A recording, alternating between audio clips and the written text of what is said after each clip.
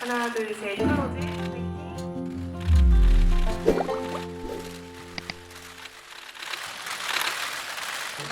네, 안녕하세요. 한정호입니다. 반갑습니다. 이렇게 인사드리게 돼서 너무나 좋습니다.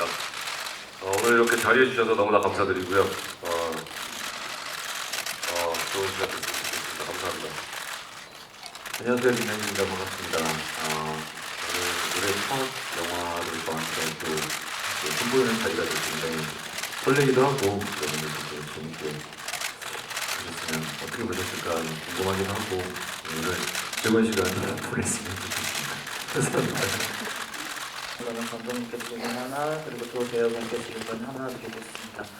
먼저 감독님께는 이제 극중 상원이 이제 명진에게 어른들이 다 잘못했어라는 대사를 하고 또 명진을 안아주면서 미안하다고 하는 씬도 나옵니다. 좀 이 작품을 통해서 특별히 조명하고 싶은 바가 이제 어른이 아동한테 가하는 폭력, 즉 아동학대 그런 걸 좀 특별히 강조하고 싶으셨는지 궁금하고요. 이런 벽장과 이런 소재를 어떻게 연관시키게 되는지도 궁금합니다. 두 배우분께는 이제 극중 공명주파수라는 표현이 나오는데요. 두 배우분은 좀 그런 공명주파수가 얼마나 맞았는지 궁금합니다. 좀 기존 작품을 보면 이제 하정우 씨의 뭔가 유머 코드가 좀 김남기 씨한테 넘어간 느낌이 드는데 그 점에 있어서 한번 말씀해 주시면 감사할 것 같습니다. 저는 아동 학대에 딱 이렇게 규정 지어서 이야기를 만들고 싶지 않았고요. 어떤 현대 가족상 그리고 그 부모가 자신의 관계 그리고 틀었을 때 어떤 무섭고 끔찍한 일이 일어나는지에 대한 어떤 가족의 시선에 대한 이야기를 하고 싶었던 것 같아요. 김광길 배우와 공명 주파수는 대체적으로 무난하게 잘 진행이 됐던 것 같고요. 사실 남길이하고 제가 좀 활달한 편이어서 오히려 좀 코미디 드라마 좀 더 밝은 장르에서 만날 거라면 좀 더 재밌게 더더욱 더 큰 즐거움을 드릴 수 있었을 텐데 그래서 이 클로젯 같은 경우는 웃음기가 없는 영화다 보니까 절제하느라 힘들었습니다.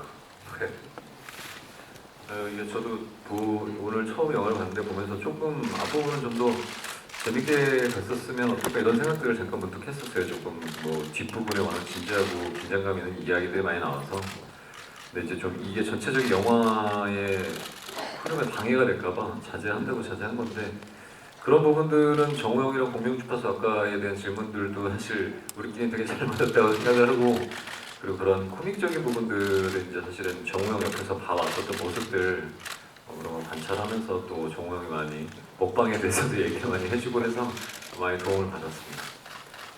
네, 그러면 하정우 배우, 김남기 배우 두 분께 질문 드릴게요.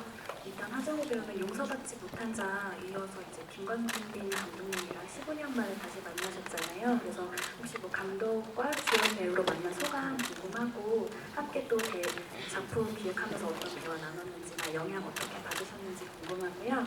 그리고 김남길 배우는 후반부에 이제 상원과 인화 구하기 위해서 의식 진행하는 장면에 공을 많이 들이셨을 것 같아서 그래서 뭐 장면을 위해서 특히 준비하거나 혹시 레퍼런스로 삼은 자료 있으셨는지 말씀 부탁드립니다. 네, 먼저 답변 드리겠습니다. 김광빈 감독님하고는 2004년도에 용서받지 못한 자로 처음 만났습니다.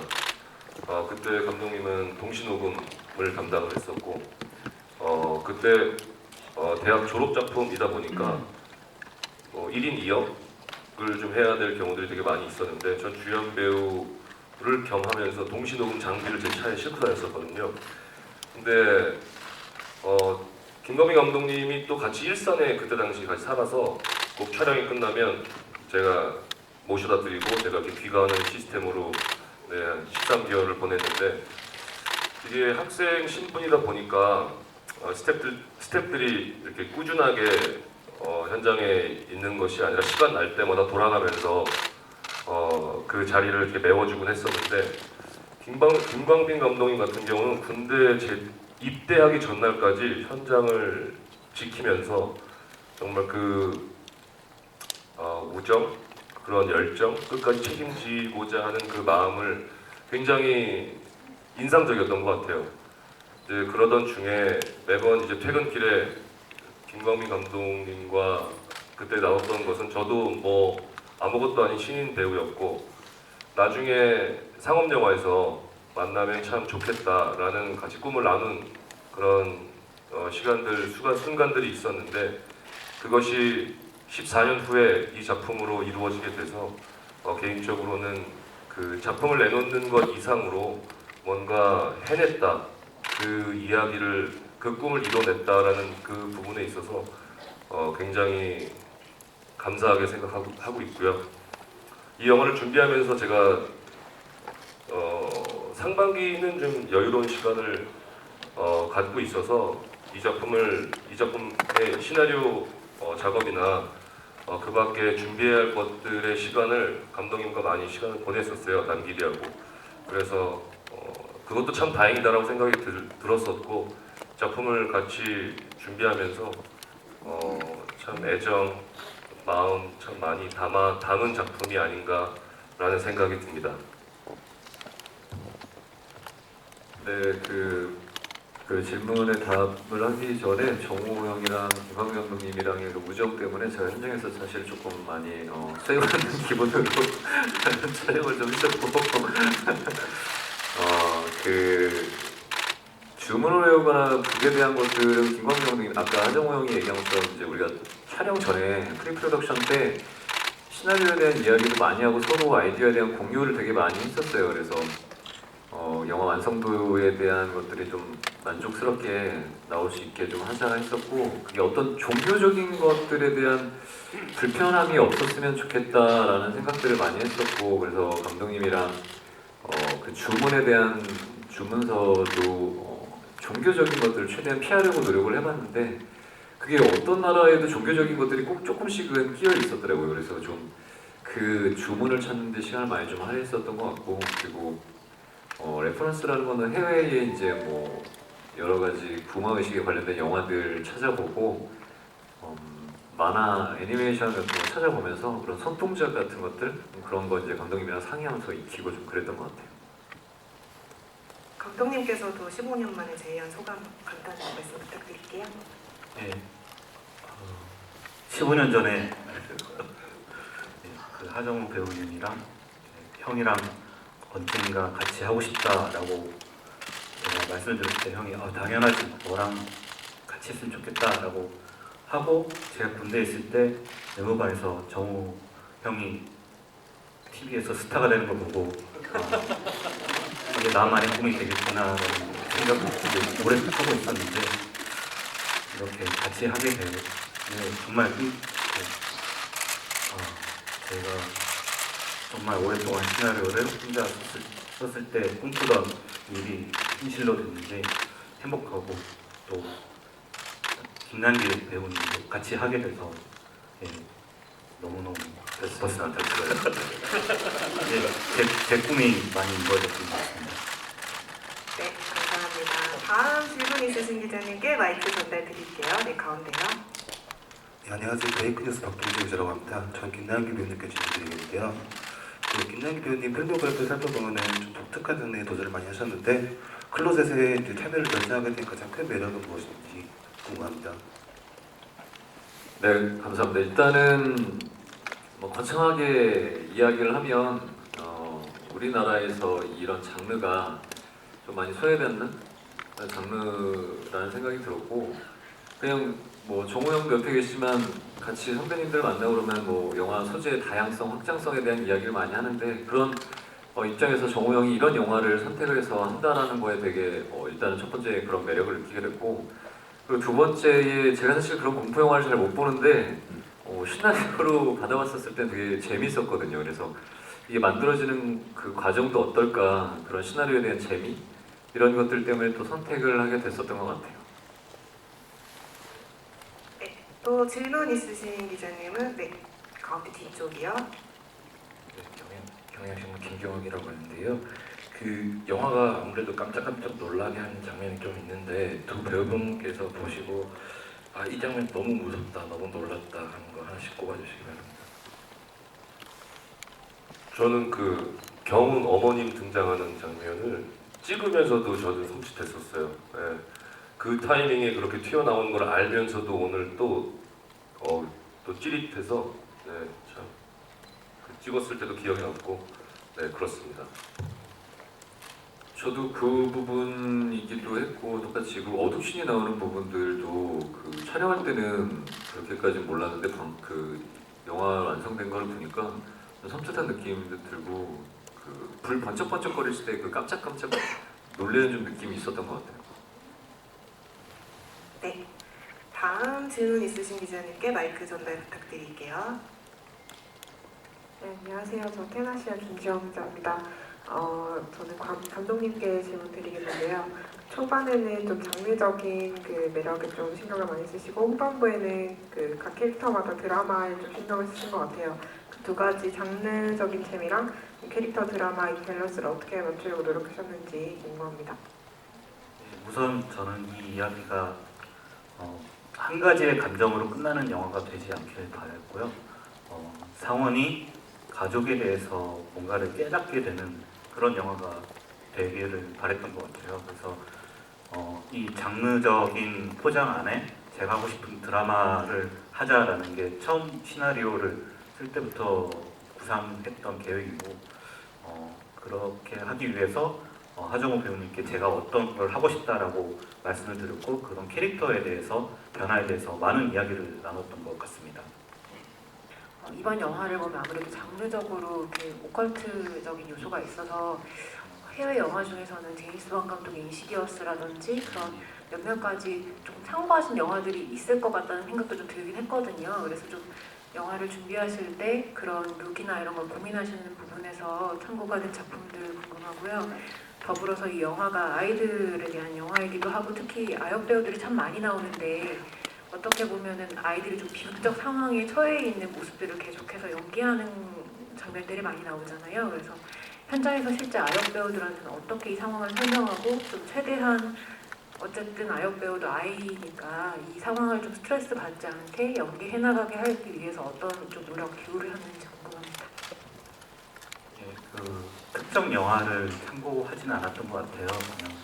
그냥 제가 이렇게 봐왔고 정말 많은 영화들이 있는데 말씀하셨던 제임스 wan 영화도 있고 여러 가지 영화가 있지만 딱 이 영화를 레퍼런스로 삼자라기보다 우리 영화에 그 이계로 들어갔을 때 공간이 어떤 식으로 표현을 하면은 그 캐릭터들의 그리고 아픔이나 그 상처를 표현할 수 있을까. 그래서 그런 부분으로 고민을 해왔고 또 워낙 또 서양에는 이런 영화들이 흔해서 그런 거를 굳이 똑같이 따라하지 말자라는 그런 계획도 있었고 그렇게 노력을 했고요. 그 아역 배우 같은 경우는 저희가 아역을 하정우 배우님께서 그 허상가를 찍을 때 아역 배우를 전담으로 케어해주는 선생님이 있으셔서 연출하실 때 편했다고 저한테 어드바이스를 해주셔서 그분을 저희 현장에서 그분을 통해서 아역한테 연기나 그런 거에 디렉팅할 때 전담으로 해주는 선생님이 따로 코칭이 있었고 그리고 최대한 그 아이들의 시선에 맞게 연출 의도나 연기를 지도를 했던 것 같아요. 그래서 아이들한테 어떤 구체적인 사례로 이랬을 때 너의 심정을 표현해줘 이런 식으로 했지 구체적인 이 영화 속에서 내용보다 그 아이들이 겪고 있는 일에 대해서 구체적인 사례를 얘기를 해가지고 그걸로 표현해달라고 얘기해서 그렇게 연출 지도를 했던 것 같습니다. 저 하정우 배우님께 질문 드리겠습니다. 그 초반과 후반의 그 구성의 연기 깊이가 조금 달랐던 것 같은데 그 딸을 잃은 아버지의 마음을 연기하는 심정은 어떠셨는지 소감 부탁드릴게요. 네, 가장 어려웠던 부분이 아니었나 싶었었어요.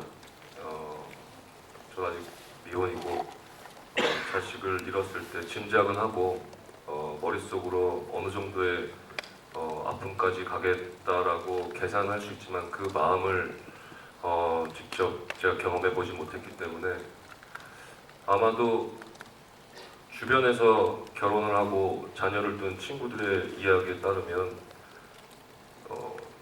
정말 제 목숨과도 바꿀 수 있을 만큼 소중하다라는 한결같은 그러한 이야기에 아마 제가 가장 소중하고 제 목숨과도 바꿀 수 있는 사람이 사라졌다면 정말 세상이 뒤집혀지겠구나, 눈이 뒤집혀지겠구나라는 생각이 들어서 최대한 그 마음을 온전히 표현하기 위해서 집중을 좀 많이 했던 것 같습니다.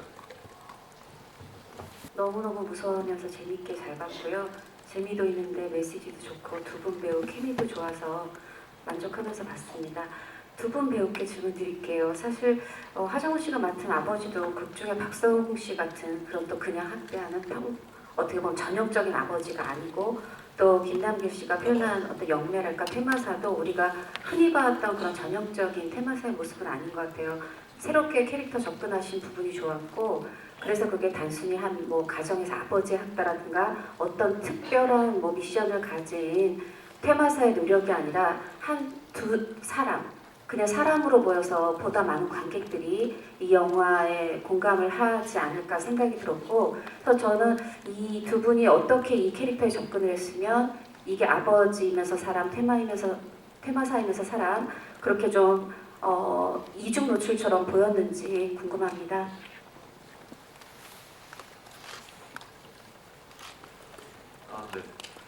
네.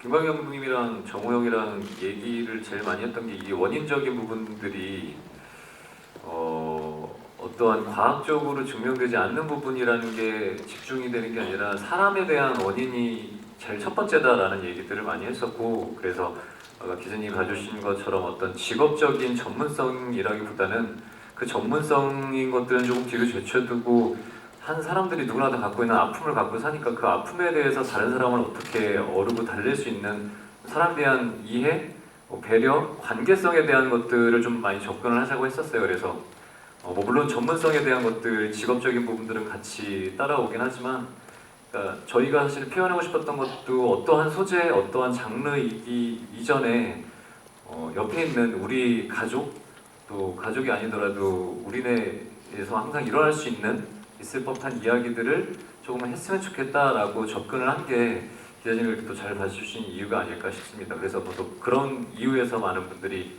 관객분들이 찾아주시면 많은 부분들에서 공감을 해주셨으면 또 하는 부분들도 있는 것 같습니다. 그 연상원이라는 캐릭터와 연이나와의 관계 제일 처음은 이 시나리오를 쓴 김광민 감독한테 많이 물어봤었어요. 이런 비슷한 상처가 있었는지 이런 경험이 있었는지 감독님과 감독님 부모님과 어떤 관계였는지 그런 것들을 많이 물어봤었고 또 이야기를 나눴었고 누구나 다 어렸을 때 뭐 부모님이든 누구든 어른들에게 받은 상처는 다 있을 거라고 생각이 들었었어요. 그것이 어떤 식으로 상처를 받은 형태는 다 다르겠지만 그 자국은 다 비슷하다라고 생각이 드는데 이제 그러한 이야기들을 참 많이 나왔던 것 같아요. 남길이도 남길이와 부모님, 그때 저와 저희 부모님 어렸을 때 시선으로 부모님을 바라본 것과 그 다음에 지금 다 자라서 또 아이들을 바라보는 그 시선의 차이, 또 상처를 바라보는 그 차이 그런 것들을 각자의 사례들을 통해서 경험들을 통해서 이야기를 나누면서 상원의 심정, 이나는 어떤 마음이겠다, 명진이는 어떤 마음이겠다라는 것들을 우리가 그 감정들을 서로 공유를 했던 것 같아요. 어쩌면 연상원이라는 인물은 똑같이 이나와도 같을 수도 있겠다라는 생각이 들었었어요.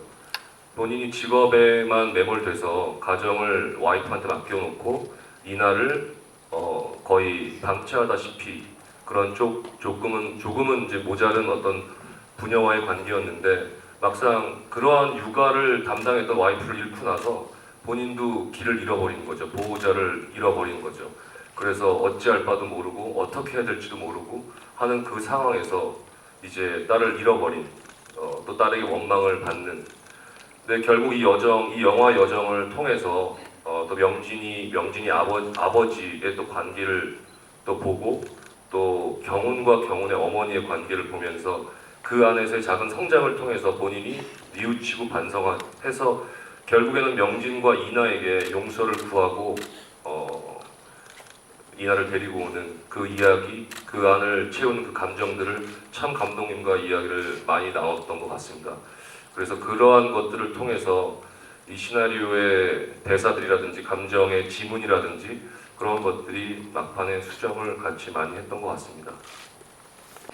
저 추가 질문이 있어서요. 감독님께 질문이 있는데요. 그 벽장 너머 세 개가 좀 미술적으로도 여러 가지 도드라진 부분이 있는 것 같아서 혹시 특별히 디자인에 신경 쓴 부분이 있으시면 말씀 부탁드릴게요.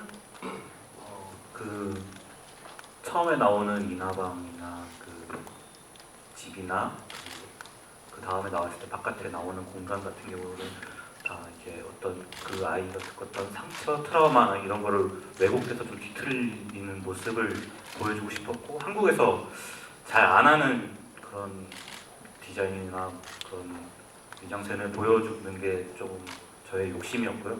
그리고 그 안에서 장르적으로 뭐 스모그를 깔고 빛 같은 경우로 조명 같은 경우도 푸른색을 띠게 하고 해서 좀 영화적으로 좀 신선하게 접근하면 관객들도 조금 색다른 재미를 느끼지 않을까 싶었던 것 같습니다. 감독님께 먼저 질문드리고 싶은데요. 아역 배우들이 되게 많이 등장하잖아요. 캐스팅 과정이 어땠는지 궁금합니다. 그리고 벽장이라는 소재에서 이제 가족이라는 메시지도 연계되는데 그 과정이 어떻게 이루어지는 건지 그것도 궁금합니다. 그리고 배우님들한테는 마지막으로 관객에게 영화가 어떤 영화로 비춰졌으면 좋겠는지, 영화의 뭐 관전 포인트 같은 거 있으면 말씀해 주시면 좋을 것 같습니다.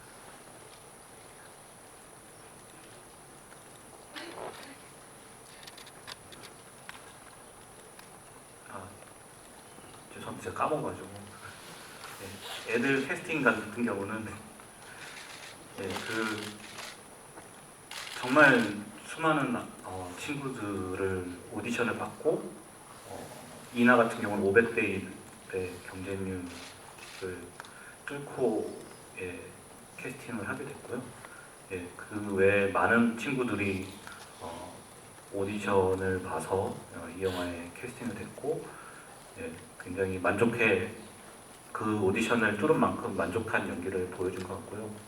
그 벽장이랑 가족이랑 연결시킨 부분은 저는 그 벽장이라는 거는 서양적 소재이고 또 좀 우리나라에서 잘 안 하는 소재인데 이 안에서 한국적인 이야기, 그리고 제가 하고 싶었던 이야기, 그리고 여기서 나오는 명지부 같은 경우는 좀 한국적 특성이 있는 아버지라고 생각을 하거든요. 좀 왜곡된.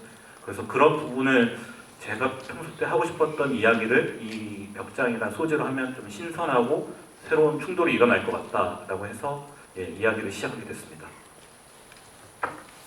네, 그 관전 포인트는 이 영화를 보면서 또 개인적으로 가장 섬찟하고 무서움이 극대화가 되는 장면이 아마 그 벽장을 열었을 때 그 공간이 확인되지 않은 그 까만 상태, 그 어둠이 가장 무서운 것 같아요. 뭐가 튀어나올지도 모르겠고 그래서 그걸 알 수 없는 상태의 그 까만 흙의 상태가 제일 가장 무서웠던 부분이 아니었나라는 생각이 들고요. 그런 것처럼 이 영화에 대해서 뭐 장르가 뭐 미스테리 드라마다, 뭐 호러 미스테리다 이런 거 생각하지 마시고 그냥 그런 까만 상태로 오셔서 한번 봐주시면 재미가 극대화되지 않을까라는 생각을 합니다.